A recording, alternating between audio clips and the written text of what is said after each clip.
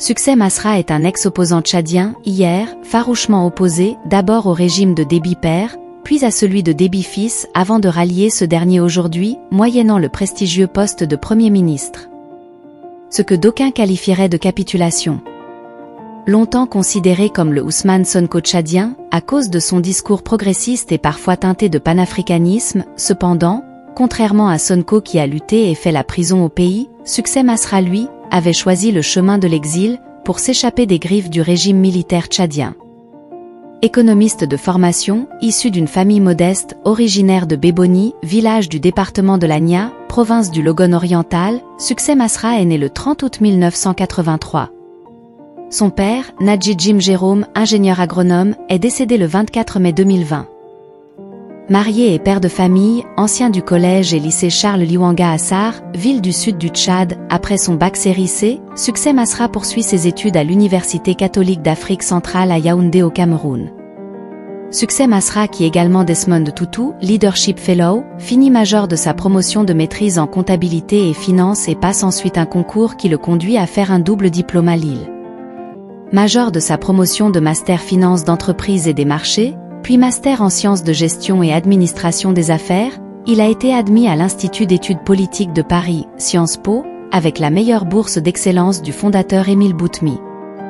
Titulaire d'un doctorat en sciences économiques de l'Université Paris-Sorbonne, portant sur l'Afrique face aux défis de l'économie post-pétrole, il est également diplômé en leadership et gouvernance à la Harvard Kennedy School of Government aux États-Unis et à l'Université d'Oxford en Angleterre. Après sa formation académique, il travaille comme contrôleur financier chez BNP Paribas Bank, le premier groupe bancaire français, puis comme consultant senior au cabinet Ernst & Young Paris. Il passe ensuite le concours de recrutement des jeunes professionnels de la Banque africaine de développement. Il est, à 26 ans, le premier et plus jeune fonctionnaire international économiste issu du Tchad à entrer dans cette institution. Il est recruté à la Banque africaine de développement, en tant qu'économiste principal en charge de la conception et la mise en œuvre des projets. Il lance avec plusieurs jeunes Tchadiens, le 5 décembre 2013, Génération ABCD, une plateforme dont l'objectif est de prôner au Tchad et en Afrique, la culture d'excellence et de tolérance. Il initie la rédaction d'un livre intitulé « Les héritiers de Madiba », livre qui est collaboratif avec beaucoup de jeunes leaders et entrepreneurs africains et d'ailleurs, partis de rien qui ont réussi. Succès Masra est également enseignant visiteur à Sciences Po Paris et dans plusieurs universités européennes, après avoir été empêché d'enseigner à l'ENA Tchad et à l'université de N'Djamena. Le 29 avril 2018, à la veille de la modification de la Constitution instaurant la 4e République, renforçant les pouvoirs du président de la République Idriss Déby, Succès Masra démissionne de ses fonctions à la Banque africaine de développement et de la présidence de Génération ABCD. Il lance en 2018 le mouvement Les Transformateurs avec pour objectif de proposer, avec toutes les forces progressistes de l'intérieur du Tchad et de la diaspora, une nouvelle espérance politique pour un Tchad de justice, d'égalité et de dignité pour tous, avec tous. Se définissant comme fervent panafricaniste, il défend avec passion une philosophie centrée sur le principe pro-africain dans tous les domaines des affaires internationales. Masra est opposé à la candidature du président Idriss Déby au scrutin du 11 avril 2021. En même temps, la constitution tchadienne est modifiée pour l'empêcher de se présenter à l'élection présidentielle. La candidature de Masra à l'élection est alors refusée. Le 16 mars 2021, Succès Masra rencontre Idriss Déby Itno, lui proposant de surseoir à l'élection présidentielle. Malgré tout, le scrutin se déroule et Idriss Déby Itno est réélu président avec 79,32% des voix. La légitimité de cette élection est contestée par l'opposition, dont fait partie Succès Masra.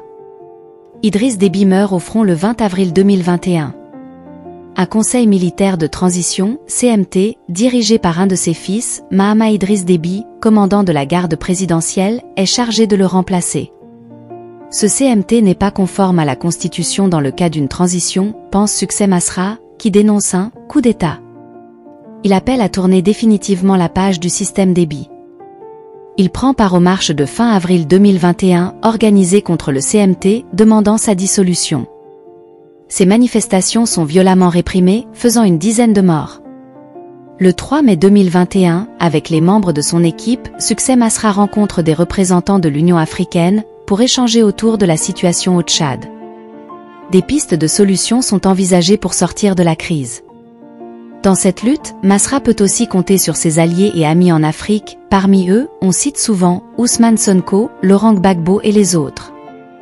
D'ailleurs, en octobre 2021, Masra assiste au congrès constitutif du Parti des peuples africains Côte d'Ivoire, PPACI, le nouveau parti panafricaniste de Laurent Gbagbo, à Abidjan et bénéficie d'une large ovation.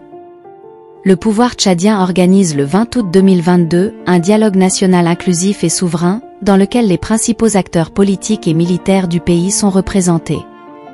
Masra, au nom des transformateurs, et la coalition citoyenne Wakitama, demande que des conditions de confiance préalables soient adoptées et refusent d'y participer. Le 1er septembre, les militants des transformateurs mènent campagne dans les rues de N'Djamena pour convaincre les habitants de participer à un meeting contre le dialogue national inclusif et souverain prévu le 3 septembre. La police arrête 84 de ses militants, 91 selon Masra, pour trouble à l'ordre public. Le siège du parti est peu après encerclé par la police et soumis à un blocus. Des manifestations se déroulent près du siège du parti, mais elles sont réprimées dans la violence par la police et l'armée et environ 200 militants sont arrêtés. Les militants sont relâchés quelques jours plus tard après l'intervention du facilitateur pour le dialogue intertchadien, Djibril Bassolé. En septembre, Masra est convoqué par la justice.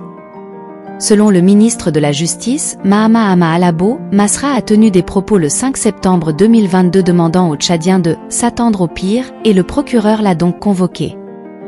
Le 9 septembre, Masra se rend au tribunal accompagné par des milliers de militants de son parti.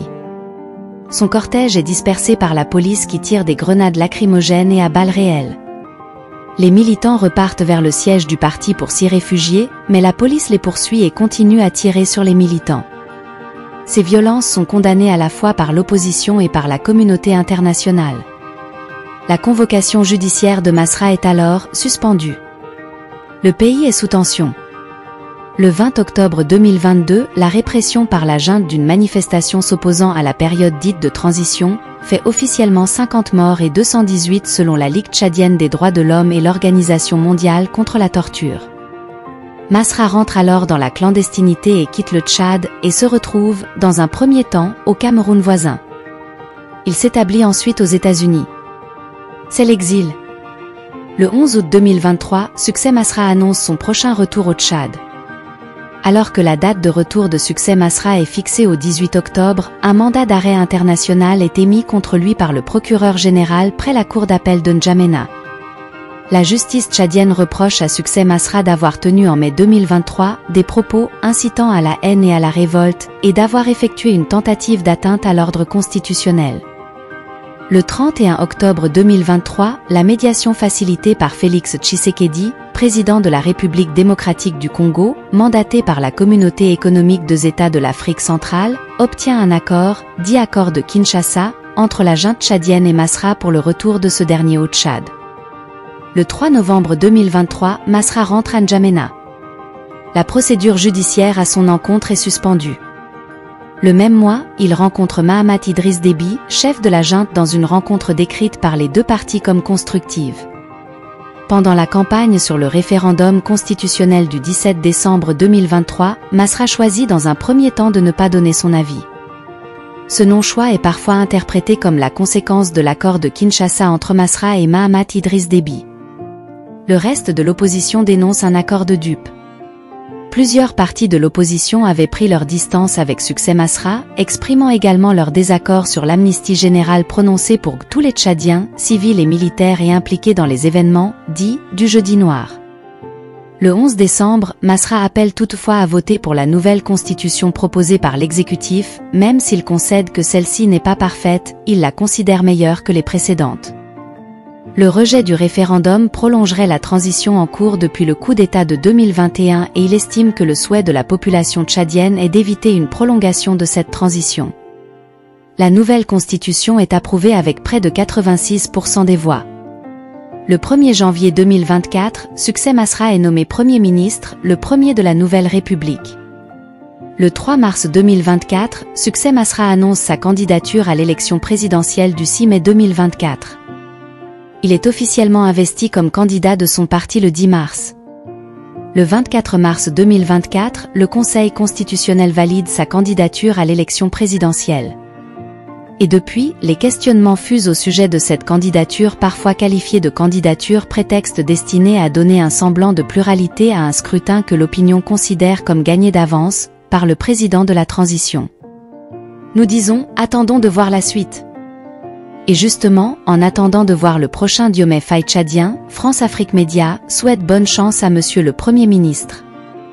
France-Afrique Média, la plateforme franco-africaine d'actualité, suivez-nous sur Facebook, Instagram, Twitter, TikTok, LinkedIn et YouTube. À très bientôt.